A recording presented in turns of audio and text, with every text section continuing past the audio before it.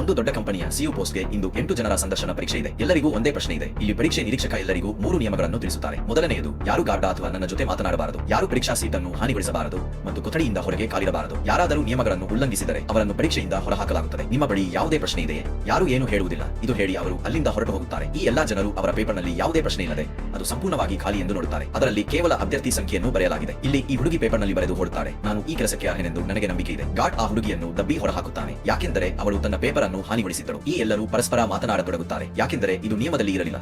ಎಲ್ಲರೂ ತಮ್ಮ ತಮ್ಮ ಪೇಪರ್ಗಳನ್ನು ಬೆಳಕಿನ ಕೆಳಗೆ ತೆಗೆದುಕೊಂಡು ನೋಡುತ್ತಾರೆ, ಆದರೂ ಅವುಗಳಲ್ಲಿ ಏನು ಕಾಣುವುದಿಲ್ಲ. ಅವರು ಕೊಠಡಿಯ ನೀಲಿ ಬೆಳಕನ್ನು ಸಹ ಆನ್ ಮಾಡುತ್ತಾರೆ, ಆದರೂ ಪೇಪರ್ನಲ್ಲಿ ಏನು ಕಾಣುವುದಿಲ್ಲ. ಈಗ ಅವರು ಪರಸ್ಪರ ದ್ರೋಹ ಮಾಡಲು ಪ್ರಾರಂಭಿಸುತ್ತಾರೆ, ಯಾಕೆಂದರೆ ಕೊನೆಯವರೆಗೂ ಈ ಕೊಠಡಿಯಲ್ಲಿ ಉಳಿಯುವವರು ವಿಜೇತರಾಗುತ್ತಾರೆ ಎಂಬ ಭಾವನೆಯಿಂದ. ಗಾರ್ಡ ಬಂದೂಕು ತೆಗೆದುಕೊಂಡು ವೈಟ್ ಎಂಬ ವ್ಯಕ್ತಿ ಎಲ್ಲರಿಗೂ ಬೆದರಿಸಿ ಕೊಠಡಿಯಿಂದ ಹೊರಗೆ ಹಾಕುತ್ತಾನೆ ಮತ್ತು ಕ್ಯಾಮೆರಾ ಮುಂದೆ ಹೋಗಿ ನಿರೀಕ್ಷಕನೊಂದಿಗೆ ಮಾತನಾಡಲು ಪ್ರಯತ್ನಿಸುತ್ತಾನೆ. ಆದರೆ ಬ್ರೌನ್ ತನ್ನ ಕಾಲನ್ನು ಇನ್ನೂ ಕೊಠಡಿಯಲ್ಲೇ ಇಟ್ಟಿದ್ದಳು ಮತ್ತು ಆ ಗಾರ್ಡ್ ವೈಟ್ ನನ್ನು ಹೊರಹಾಕುತ್ತಾನೆ, ಪ್ರಶ್ನೆಯ ಉತ್ತರ ಇಲ್ಲ ಎಂದು. ಯಾಕೆಂದರೆ ನಿರೀಕ್ಷಕ ಹೋಗುವ ಮುನ್ನ ಕೇಳಿದ, ನಿಮ್ಮ ಬಳಿ ಯಾವುದೇ ಪ್ರಶ್ನೆ ಇದೆ?